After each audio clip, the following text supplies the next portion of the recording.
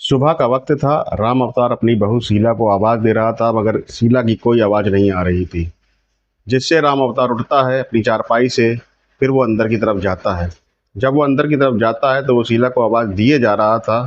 फिर वो देखता है कि शीला का कमरे का दरवाज़ा हल्का सा खुला हुआ है।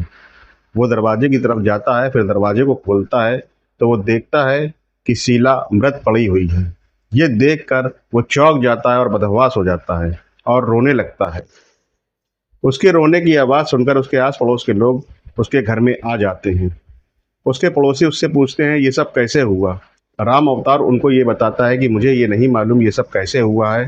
इतने में एक शख्स पुलिस को फ़ोन कर देता है और पुलिस महकमा भी तुरंत मौका वारदात पे पहुंच जाता है। पुलिस वाले राम अवतार से पूछते हैं, जो ये मर गई है ये कौन है। तब राम अवतार उनको बताता है, जो ये मर गई है वो मेरी बहू है। तो पुलिस वाले राम अवतार से ये पूछते हैं कि ये सब हादसा कैसे हुआ, तुम्हें किसी पर शक है।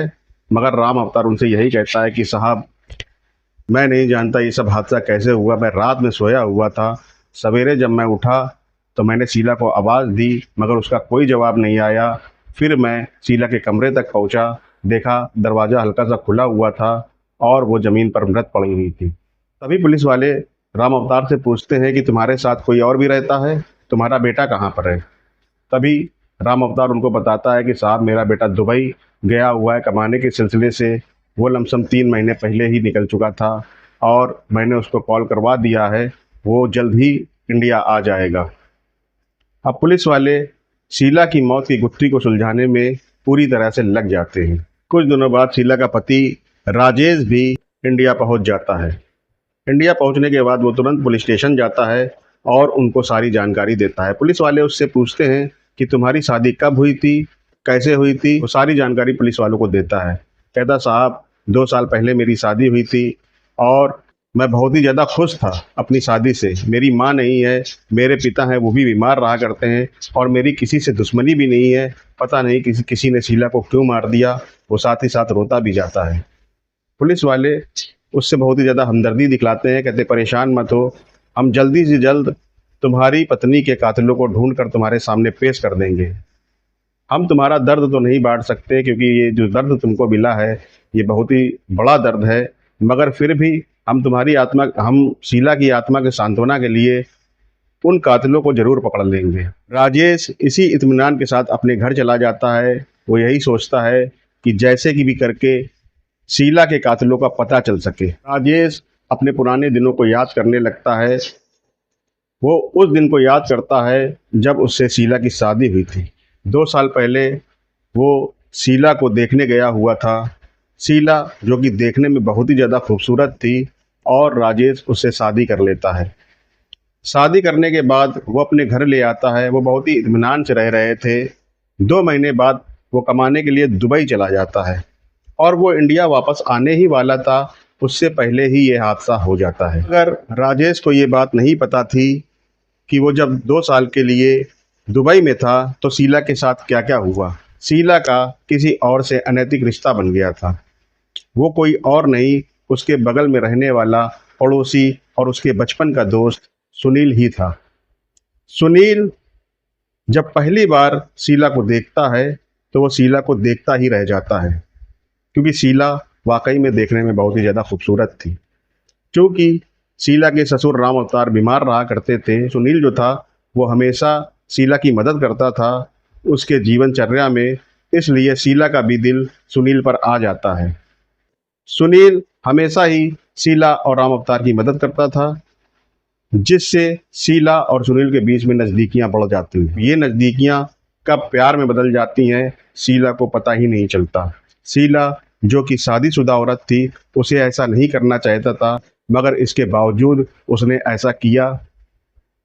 उन लोग के बीच अनैतिक संबंध भी बन गए और ये चलते रहे, जिसकी खबर राम अवतार को बिल्कुल भी नहीं थी। क्योंकि राम अवतार जो था वो हमेशा बीमार रहा करता था, इसलिए वो ज़्यादातर अपनी चारपाई पे ही रहा करता था। उसे वक्त उसे बस 2 वक्त की रोटी की ही ज़रूरत थी और अपनी दवाइयों की। वो भी शीला से कभी नहीं पूछता था कि सुनील अक्सर अपने घर में क्यों आ जाता है, क्योंकि राम अवतार भी जानता था कि राजेश के जाने के बाद सुनील जो था वो उनके घर की पूरी अच्छी तरीके से देखरेख कर रहा था। मगर वो ये बात नहीं जानता था कि उसका शीला के साथ अनैतिक संबंध बन गया है, जिसके कारण ये सब घटना घटित हुई।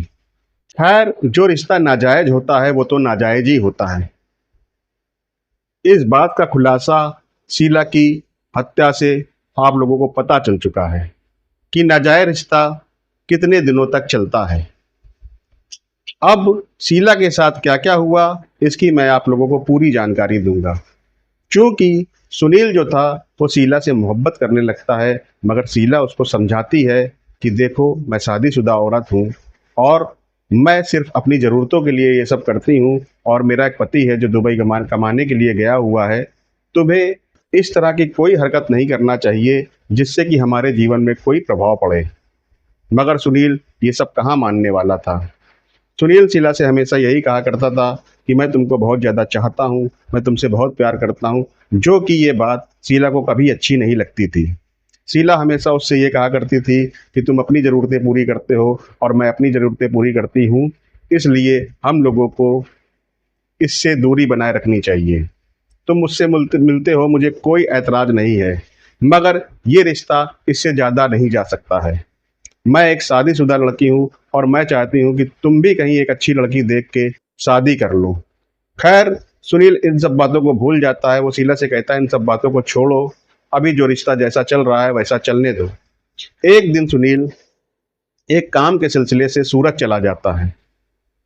सूरत जाता है, वो 15 दिनों के लिए वहाँ रुक जाता है। यहाँ पर शीला कन्नौज में अपने घर में अकेले थी। तभी एक दिन राम अवतार की बहन का लड़का राकेश वहाँ पर आ जाता है। राकेश जब वहाँ पर आता है तो वो राम अवतार से यही कहता है कि मामा जी, बहुत दिन हो गए थे आपसे मिले हुए, और माँ ने भी ये कहा था कि आपकी तबीयत पानी पूछ आऊँ। खैर, राम अवतार उससे कहता है कि ठीक है, अब तुम इतनी दूर से आए हो तो कुछ दिनों के लिए यहाँ पर रुक जाओ। अब राकेश वहाँ पर 4-5 दिनों के लिए रुक जाता है। मगर जब वो शीला को देखता है तो वो शीला को देखकर दंग रह जाता है, क्योंकि राकेश जो था वो राजेश की शादी में नहीं आ सका था, इसलिए उसने शीला को कभी नहीं देखा था। राकेश जैसे ही शीला को देखता है तो उसकी नीयत खराब हो जाती है। खैर, शीला जो थी वो राकेश से एज ए देवर व्यवहार करती है, इसलिए वो उसके लिए चाय पानी नाश्ते का इंतजाम करती है। मगर राकेश की नीयत कुछ अच्छी नहीं थी। अब वो 2-4 दिन रुकने की जगह वो कई दिनों के लिए वहाँ रुक जाता है। राम अवतार को भी इसका कोई खासा फर्क नहीं पड़ता। ये सोचता है कि कोई लड़का घर में रुका हुआ है तो उन्हीं के लिए ही अच्छा है, क्योंकि वो दोनों अकेले रहते थे। मगर राकेश और शीला में कब नज़दीकियाँ बढ़ जाती हैं ये किसी को नहीं पता था। अब राकेश और शीला के बीच में भी अनैतिक रिश्ता चालू हो जाता है। खैर, शीला जो कि राजेश की पत्नी थी, राजेश के ना रहने के बाद उसने सुनील से रिश्ता बना लिया था। अब उसने राकेश से भी रिश्ता बना लिया था, क्योंकि इंसानी ज़रूरतें होती ही ऐसी हैं। अब शीला इस बात को बिल्कुल भी नहीं जानती थी कि मैं जिस तरह का कृत्य कर रही हूँ वो कितना खतरनाक हो सकता है, इसका अंजाम कितना बुरा हो सकता है। वो ये बात बिल्कुल भी नहीं जानती थी। सुनील जो कि सूरत गया हुआ था कुछ दिनों के लिए, वो वापस आ जाता है, मगर उसके आने से पहले ही राकेश वहाँ से जा चुका था। अब राकेश जो था वो कानपुर में रहा करता था, मगर कानपुर वापस आने के बाद उसका मन बिल्कुल भी नहीं लग रहा था। वो यही सोचता था कि जल्दी से जल्दी मैं कन्नौज चला जाऊं और कन्नौज जाके शीला से मुलाकात कर लूं। सुनील को ये बात बिल्कुल भी नहीं मालूम थी कि मेरी गैर हाजिरी में यहाँ पर कोई आदमी आया था और उसने ये कृत्य कर लिया है।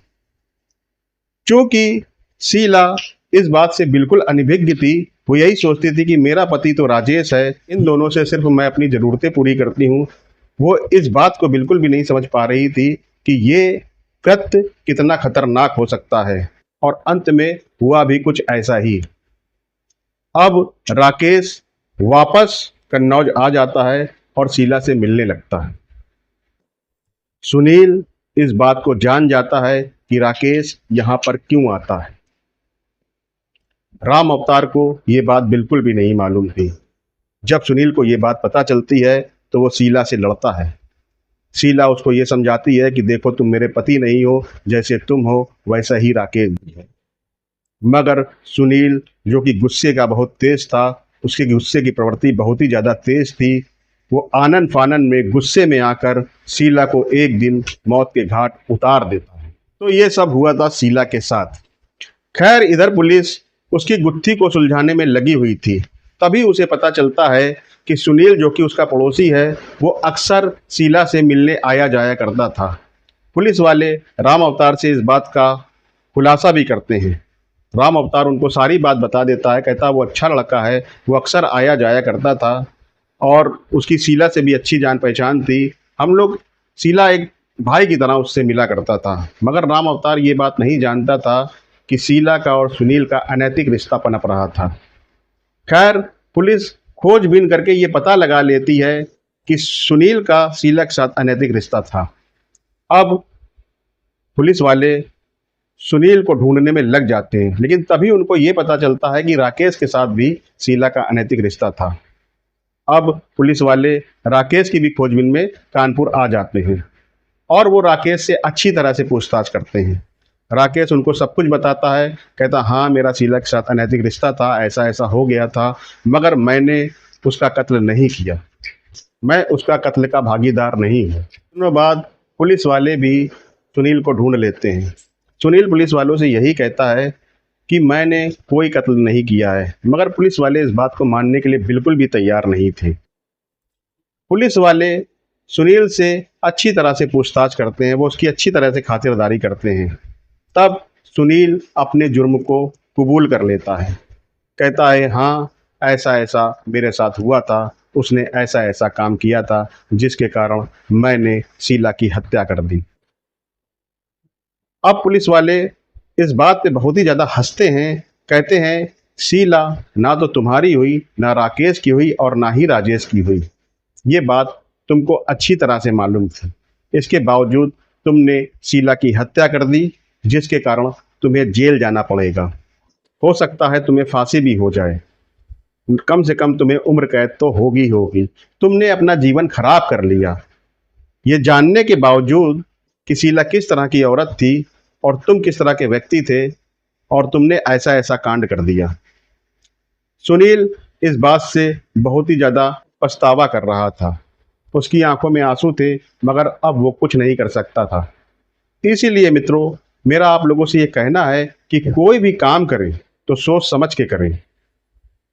आप कुछ भी करें उसके बारे में पहले सोचें कि क्या काम ये सही है या गलत है, उसके बाद आगे बढ़ें, वरना अंजाम बहुत बुरा होता है। राजेश को भी इस बात का बहुत पछतावा था कि वो 2 साल पहले जिस औरत को अपने घर लेके आया था, बड़ी ही अच्छी उम्मीदों से लेकर आया था और उसके साथ उसने ऐसा ऐसा कर दिया। राजेश एक बार फिर से अकेला हो चुका था और उसके बीमार पिता की अब देख रेख कौन करेगा। तो मैं आप लोगों से बस यही कहना चाहूँगा कि आप लोगों को ये स्टोरी कैसी लगी कमेंट करके ज़रूर बताइएगा। अंत में मैं आप लोगों से बस यही कहना चाहता हूँ, आप लोग जहाँ भी हो स्वस्थ रहें और सुरक्षित रहें। नमस्कार, जय हिंद।